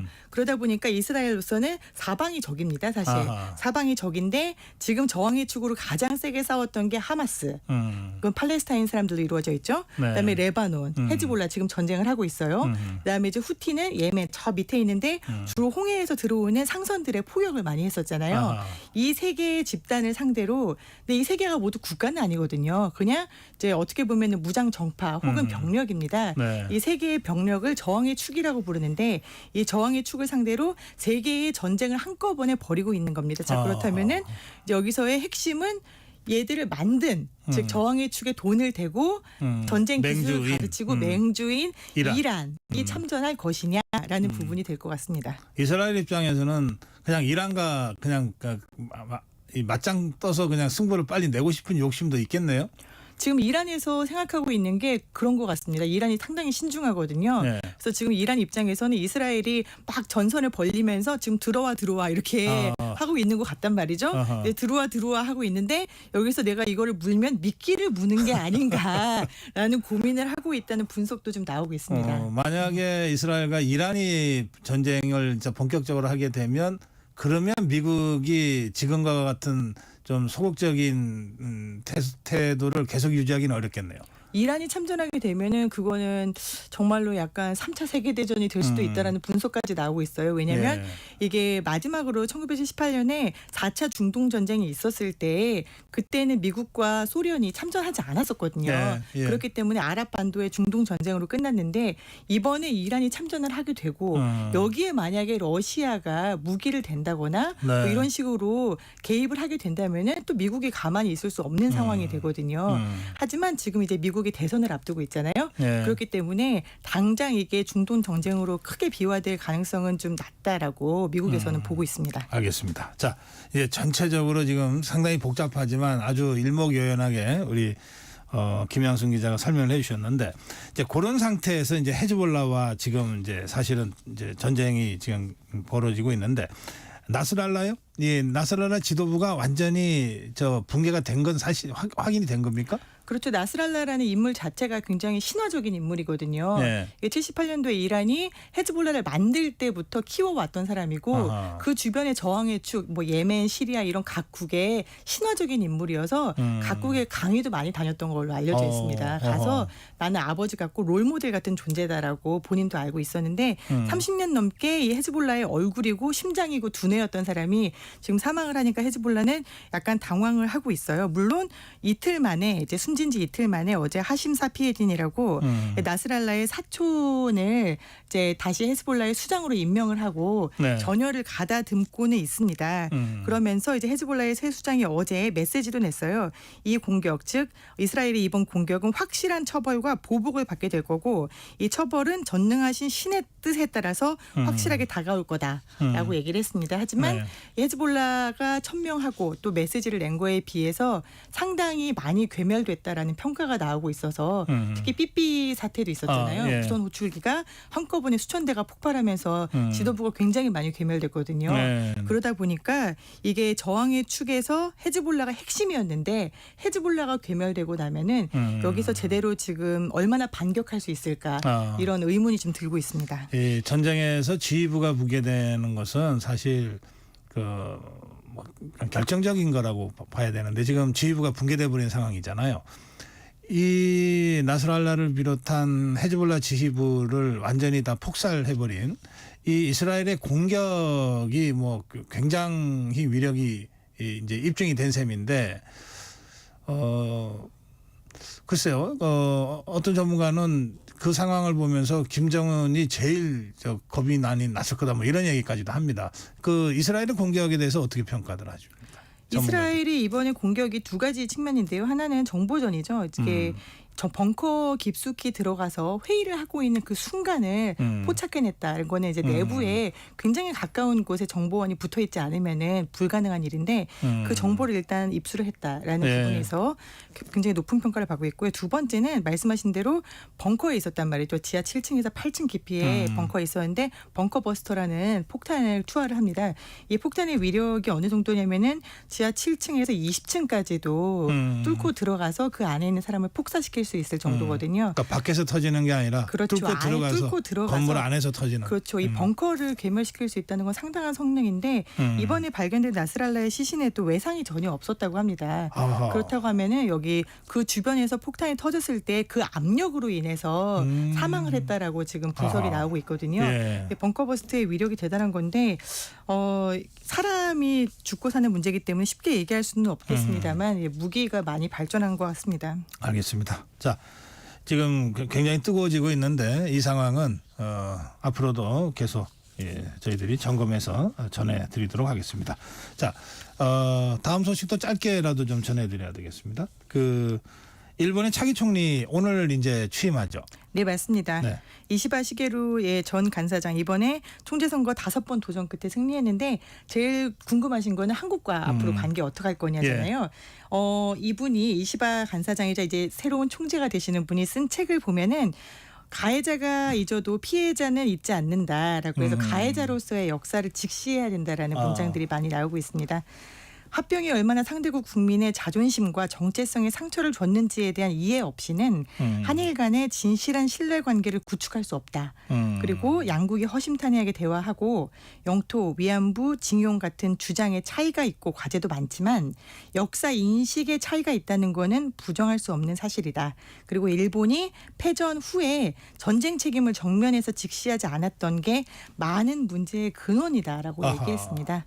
굉장히 전향적이고 우리 입장에서 그리고 동북아 입장에서 보면은 올바른 역사 인식이다라는 평가가 나오고 있습니다. 예, 이시바 총리는 야스쿠니 신사 참배도 안 했다 그러더라고요. 네, 그렇습니다. 이 자민당 내에서의 야당 그리고 아베의 영원한 숙적이라고 불렸는데요. 아베 전 총리가 해왔던 어떤 전범으로서의 행동을 굉장히 많이 비판을 해왔었고 특히 이제 야스쿠니 문제에 대해서 그리고 한국 문제에 대해서는 확고한 역사 인식을 가지고 있는 것으로 유명한데요. 물론 이렇게 총리 한 명이 바뀌었다고 해서 정치판 전체가 바뀌거나 아니면 협상 자체가 쉬워지거나 이런 건 아닌데 섣부르게 예단하기는 어렵지만 올해 그리고 작년에 우리 윤석열 대통령이나 정부가 되게 손을 많이 내밀었잖아요. 결단도 많이 하고 뭐 강제동원 위안부 과거사 다 대승적으로 다가섰는데 계속 해왔던 얘기 있잖아요. 일본 문제에서 물컵에 반이 채워졌다. 반밖에 채워지지. 이 물컵이 도대체 언제 채워지는 건지 국민들이 굉장히 궁금해하고 있거든요. 이시바 총리가 결단을 좀 내려줬으면 좋겠습니다. 네, 오늘 여기까지 하겠습니다. 글로벌 톡톡 KBS 국제부 김양순 기자였습니다. 고맙습니다. 감사합니다. 네, 지금 시각 8시 44분입니다. 이 시각 교통정보입니다. 임시 공휴일인 오늘 징검다리 연휴가 이어지고 있지만 궂은 날씨에 지금은 나들이 차량들이 많지 않습니다. 오늘 정체는 지방으로 가는 차량들은 정오를 전후로 최대를 보이겠는데요. 지금은 몇몇 돌발 구간 중심으로 정체가 늘고 있습니다. 서해안고속도로 목포 쪽으로는 서평택에서 서해대교 사이로 5km 구간에서 정체고요. 이후 석임제 부근 1차로에서는 장애물을 처리하고 있습니다. 논산 천안고속도로 논산 쪽으로는 차량 터널 일대로 정체 시작됐습니다. 경부고속도로 부산 쪽으로는 오히려 정체가 풀리면서 지금은 반포부터 서초 사이로만 더딘 흐름 이어지고 있고요. 광주 원주고속도로 원주 쪽으로는 초월에서 초월터널 사이로 정체입니다. 그 밖에 서울시내 동부간선도로 성수분기점 쪽으로는 성동분기점 부근에서 작업 여파받아 차량들 서행합니다. KBS 교통정보센터에서 김민희였습니다.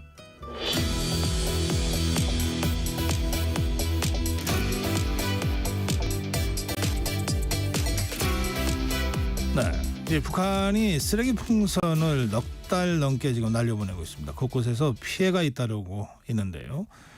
북한이 도대체 진짜로 뭘 노리는 건지, 언제까지 이걸 할 건지, 이런 문제. 이번 주말에 KBS 시사다큐 프로그램 더 보다에서 쓰레기 풍선 무엇을 노리나 편을 제작한 강나루 기자 직접 모시고 말씀 좀 나누겠습니다. 강 기자 어서 오세요. 안녕하세요. 네. 이거 우선 용어부터 정리 좀 해주세요. 이게 언론에 따라서는 뭐 오물풍선이라고 그러기도 하고 쓰레기 풍선이라고 그러기도 하고 그러는데요. 일단은 그 쓰레기 풍선이 맞습니다. 쓰레기 풍선. 근데 이제 기사에서 왜 오물풍선이라고 이제 섞어서 쓰냐? 사실 이제 처음 날려보낸 게 이제 기억이 나실지 모르겠지만 5월 말이에요. 네. 근데 이제 이때 날려보낼 때 그 안에 뭐가 담겨 있었냐면 말 그대로 오물이 들어 있었습니다. 그러니까 뭐 분변, 뭐 담배꽁초. 그래서 이제 초기에는 오물풍선이라고 불리다가 근데 이제 북한 쪽에서 한 달 정도 지났을 때 얘네들이 이제 날려 보낸 게 이제 뭐 빈 종이 그냥 종이를 잘라가지고 아니면 상품 포장지 이런 생활 쓰레기를 보냈거든요. 그래서 이제 군 당국에서도 오물풍선 대신 쓰레기 풍선 이렇게 불리기 시작했고 이제 풍선을 이제 실제로 보셨는지 모르겠지만 이 풍선이 실제로 꽤 큽니다. 꽤 크다고 그러대요. 네, 그래서 이제 지름이 2m가 넘고 사람 키보다 크죠. 그러니까 높이가 3m 이렇게 되고 그 안에 그 밑에 이제 쓰레기 뭉치가 달려 있는데 그게 이제 무게가 한 10kg 이 정도가 이제 넘는다고 합니다.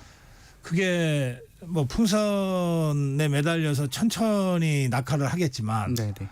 이제 뭐 여러 가지 이유로 갑자기 풍선이 터지거나 해서 그냥 낙하할 수 있잖아요. 그렇습니다. 그 경우에 10kg 정도의 쓰레기 뭉치가 하늘에서 떨어지는 거 아닙니까? 그렇습니다. 이거를 사람이 맞으면은 굉장히 심한 다치기도 할 수 있겠어요? 충분히 그럴 수 있죠. 그런 보도들도 나오고 있고 또 무엇보다 이제 공중에서 떨어지기 때문에 이게 낙하 에너지가 생겨서 이제 가속이 붙습니다. 그래서 이제 피해가 잇따르고 있는 부분이 그런 어떤 우려들도 있는 것이죠. 그래서 이게 그냥 쓰레기 보내냐 뭐 이렇게 그냥 넘어갈 일은 아닌 것 같아요. 또 최근에 이 공항에서 사실은 공항 비행기들은 새 몇 마리 떠도 이게 이착륙이 어렵잖아요. 네네. 근데 이게 10km 정도의 쓰레기 풍선이 왔다 갔다 한다 그러면 자 하여튼 여러 가지 이제 대책이 필요한데 이게 그동안 북한이 넉 달 이상 계속 날리고 있는데 몇 개나 보냈습니까? 이게 청취자분들도 아마 이제 그 알람 문자가 오니까 뭐 이게 얘네들이 자주 보냈나 보다 이렇게 생각하실 수 있겠지만 이게 한 5월 28일 날 처음 보냈고 그러니까 한 넉 달이 됐습니다. 오늘 10월 1일이니까요. 횟수로는 22차례입니다. 22차례. 그러니까 군 당국에서 이제 그 마지막으로 보낸 게 지난주인데 그 이후에 공식적으로 밝힌 게 이제 5,500개. 5,500개인데 이제 22번 보냈다고 말씀드렸으니까 물리적으로 이제 나누면은 한 250개가 되거든요. 한 번에 날릴 때. 한 번 보낼 때. 그러니까 실제로 북한에서 이제 그 정도 수백 개씩을 날려 보냅니다. 근데 이제 이게 주기는 대중이 없어요. 어떤 날은 이제 닷새 연속으로 보내기도 하고 한 달. 한 달 지나서 보내기도 하고 이렇게 해서 대중 없이 보내고 이제 풍선이기 때문에 바람을 타지 않습니까? 그래서 이제 기본적으로 북에서 남으로 바람이 불 때 북풍일 때 이제 날려 보내는데 또 북한에서 어떨 때 보면 또 바람과 상관없을 때 보내기도 해요. 그래서 이제 그 기준이 언제는 보내고 언제는 보내지 않냐 이것들이 아직까지는 좀 확실하지 않은 그런 상황이라고 볼 수 있습니다. 그러면 북한의 어디에서 이걸 띄우는 겁니까? 이게 아무래도 이게 뭐 나중에 말씀드리겠지만 이제 우리도 대북 전단이라고 해서 풍선의 전단을 담아서 날려보내는데 휴전선 근처에 가서 거기도 이제 적경 지역에서 하는 것처럼 북한에서도 이제 보통 적경 지역에서 보내는 걸로 추정이 됩니다. 왜냐하면 너무 이제 북쪽에서 날려보내면 날려보냈다가 평양에도 떨어질 수 있는 것이기 때문에 적경 지역에서 날려야 남한으로 넘어올 가능성이 커지는 거니까요. 혹시 그쪽에서 북쪽에서 띄워 보냈는데 중간에 떨어지거나 뭐 이렇게 해서 우리한테 오는 거가 그렇게 많지 않다. 실제로는 훨씬 많이 띄운데 이런 통계도 있습니까? 그런 분석들도 있습니다. 그러니까 정확히 그게 나오진 않지만 이제 합참에서 발표하는 거 보면 실제로 이제 우리 이제 남한에 떨어진 게 이 정도면 북한에서 날려보낸 원점에서 날려보낸 건 더 많을 것이다라는 발표를 한 적이 있고 또 실제로 이제 그 합참에서 이렇게 부양할 때 그 개수를 다 세거든요. 그래서 이제 그 풍향이 맞지 않을 때는 우리는 여기 20여 개 떨어졌는데 부양한 거는 그보다 더 많다 이렇게 얘기한 적도 있습니다. 예. 이게 이제 그 취재를 이제 하셨는데 피해 입은 분들 있잖아요. 피해 입은 분들도 만나보셨죠? 이게 제보는 많이 들어옵니다. 그러니까 목격 제보는 많이 들어와요. 그 지나가고 있는데 풍선을 봤다. 근데 이제 실제로 풍선에 아까 이제 다치는 경우도 얘기하셨지만 본인이 피해를 입었다라는 건 찾기 힘들었는데 제가 이제 그 종로에 있는 그 덕수궁이 있습니다. 완전히 한가운데죠. 근데 그 옆에 식당이 하나 있는데 거기에 지붕에 풍선이 떨어졌다는 거예요. 그래서 거기를 가서 그 80이 넘은 그 여자 사장님이셨는데 새벽 기도를 갔다 와서 이제 테이블을 닦고 계셨답니다. 근데 갑자기 쾅 하는 소리가 들렸대요. 본인은 마치 폭탄 떨어지는 소리가 같다고 그렇게 크게 들린답니다. 그래서 완전히 넘어질 뻔했는데 보니까 지붕에 풍선이 떨어졌다는 거죠. 그래서 실제로 가니까 지붕에 구멍이 뚫렸다는 거예요. 그게 이제 물론 오래된 슬레이트 지붕이긴 했지만 근데 사실은 뭐 얘기하셨지만 그게 만약 지붕이 아니라 뭐 그 사장님이 식당 밖에 계셨는데 밖에서 떨어졌다 하면 그렇지.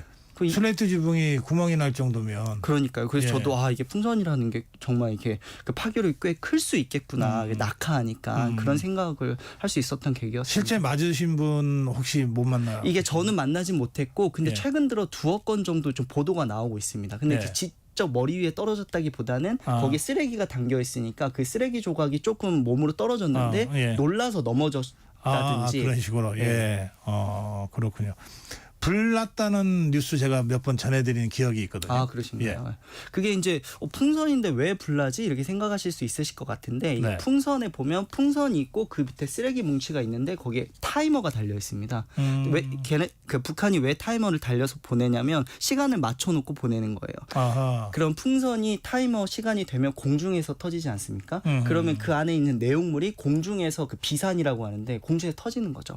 그러면 아무래도 피해 범위도 넓어지고 피해도 더 커지겠죠. 근데 이제 그 타이머라는 게 기계 장치입니다. 그러니까 그게 그렇게 떨어지는 순간에 그 종이 쓰레기랑 붙어서 불이 날 수도 있고 그 낙하 지점에 탈거리가 있으면 그게 불로 번지겠죠. 실제로 제가 간 곳도 빌라 옥상에서 화재가 난 경우도 있었고 파주의 야산에서 불이 붙었는데 다행히 이게 날릴 때 여름에야 습도가 높지만 요즘 같은 가을 때는 큰 불로 번질 수 있는 거 아니겠습니까? 이제 실제로 그런 일들이 지금 계속 잇따르고 있습니다. 근데 이제 타이머가 공중에서 이걸 풍선을 이제 터트리면 그 쓰레기 봉투가 이제 터져서 이제 멀리 막 낙엽처럼 막 이렇게 지금 이제 만들었다고 그러셨는데 그럼 여기에 우리가 지금까지는 그냥 쓰레기라고만 생활 쓰레기만 있다고 확인은 됐지만 그럼 여기에 뭐 이상한 거 집어넣으면 그거 큰일 나는 거 아니에요? 그런 걱정들 많이 하세요. 실제로 그렇습니다. 제가 쓰레기 풍선 취재한다고 하면 근데 강 기자 여기 쓰레기 지금은 쓰레기인데 나중에 뭐 들어있을지 어떻게 아냐. 근데 그 뭐가 사실은 가장 우려하는 게 이제 공격 무기죠. 생화학 물질 같은 건데 전문가들 얘기 들어보면 물리적으로 불가능한 건 아니랍니다. 뭐 당연히 쓰레기 담기는데 생화학 물질이라고 무슨 균 같은 거 못 넣을 건 아닌데 사실 현실적으로 가능성은 낮은 게 일단 풍선이 이게 불규칙합니다. 그러니까 얘기하신 것처럼 북한에 떨어질 수도 있어요. 그런 위험이 하나 있고 그리고 사실 지금 쓰레기이기 때문에 우리가 이제 군사 대응이 어려운 게 있지만 만약에 진짜 공격 물질을 거기다 넣는다고 하면 그건 진짜 전쟁 선포입니다. 전시가 되는 거죠. 그럼 북한도 이제 그런 위험까지는 감수하지 않을 것이다라는 게 이제 전문가들 얘기. 정치권에서 아니 그 풍선 그거 못 떨어뜨리냐 막 이제 군에 대해서 질책하는 얘기도 좀 일부 나오고 했는데 군은 어떤 그 나름 매뉴얼이 있을 거 아닙니까? 어떻게 대처하고 있습니까? 그게 이제 사람들도 막 대통령실 경내에 떨어졌다고 하니까 그 용산 위에 떠다니는데 이걸 그냥 지켜만 봐야 되냐 많이 답답해 하시는데 군에서는 지금까지도 낙하 후 수거입니다. 낙하 후 수거. 물론 지금까지 쓰레기지만 그 안에 어떤 물질들이 담겨 있으면 공중에서 요격이 되면 당연히 피해가 공중에서 터지니까 더 클 수 있겠죠. 그러니까 이제 군에서의 현재까지의 매뉴얼은 이게 좀 답답하더라도 안전하게 떨어진 다음에 수거하는 게 맞다. 이런 입장을 유지하고 있습니다. 그러면 이게 추적은 이제 되는 거죠. 이게 통선이니까 뭐 날라오는 걸 보고서 뭐 소방대원이나 또는 군이 그 인근에 가서 그럼요. 낙하하는 거 기다렸다가 수거하는 것까지는 크게 어려움이 없다는 거죠. 군에서도 이제 정찰 자산으로 5,500개 부양했다는 걸 군에서 어떻게 발표를 하겠습니까? 이게 넘어오는 거를 이제 뭐 정찰 자산들을 보고 파악을 하는 거고 그런 정보들을 이제 유관기관이랑 공유를 할 거기 때문에 예. 이제 낙하했을 때 이제 수거하는 거 관련해서는 큰 우려를 안 하셔도 될 것 같습니다. 제가 저희 전격 시사에서도 한두 번 말씀드린 것 같은데 일단 쓰레기 북한이 보낸 내려보낸 쓰레기라고 판단이 되면 일단 손대지 마시라 제가 그렇게 우리 재난 방송 할 때도 말씀드렸거든요. 네, 맞습니다. 네. 예. 그래서 그게 사실은 뭐 쓰레기지만 뭐 어떤 게 들어있을지 아직 모르는 거고 그렇죠. 초반에 이제 분변이나 이런 거는 뭐 기생충이나 이런 걸 비롯해서 어쨌든 해로운 물질이 들어있을 수 있기 때문에 기본적으로는 바로 신고를 하는 게 가장 이제 첫 번째 원칙이라고 보셔야 될 것 같습니다. 신고 119로 하면 됩니까? 네, 119로 하셔도 되고 112로 하셔도 되고 그게 다 기본적으로 군 당국이 하는 건데 뭐 그런 그 정보를 공유하니까요. 그렇군요. 예. 자, 마지막 질문이 되겠네요. 이거 왜 보내는 것 같아요? 일단 빠르게 말씀드리면 북한에서 명분으로 되는 건 우리 대북전단입니다. 그러니까 너네들도 대북전단 이제 북한 체제를 욕하는 쓰레기를 보내지 않냐. 북한 입장에서 그럼 우리도 쓰레기를 보내주마. 이게 북한의 주장인데 이제 우리 정부랑 군에서는 그건 북한 주장이고 근데 우리 관애들이 노리는 건 남남 갈등이다. 실제로 이제 대북전단을 보내지 말자라는 목소리도 있고 뭐 그것도 어느 정도 일리가 있습니다만 또 반대쪽에서는 북한의 주장을 또 그대로 따를 필요는 없다. 이렇게 맞서고 있는 것도 사실입니다. 남남 갈등을 부추기기 위한 수단으로. 그럴 수 있겠죠. 그리고 제가 인상 깊었던 건 북한이 그냥 보내는 게 아닐 거다. 왜냐하면 5,500개나 22차례에 걸쳐서 보내기 때문에 어찌 됐든 방향에 따른 낙하 지점 같은 데이터를 데이터를 수집하기 차곡차곡 물론 뭐 바람이라는 게 랜덤이지만 그러니까 우리도 좀 경계를 해야 된다라는 또 분석도 있습니다. 알겠습니다. 오늘 여기까지 듣겠습니다. 고맙습니다. KBS 시사제자국 강나루 기자였습니다. 예, 10월 1일 화요일 전격 기사 오늘 여기서 마무리하겠습니다. 저는 고성국이었습니다. 내일 아침 7시 20분에 여러분 다시 뵙겠습니다. 일상생활에서 유용한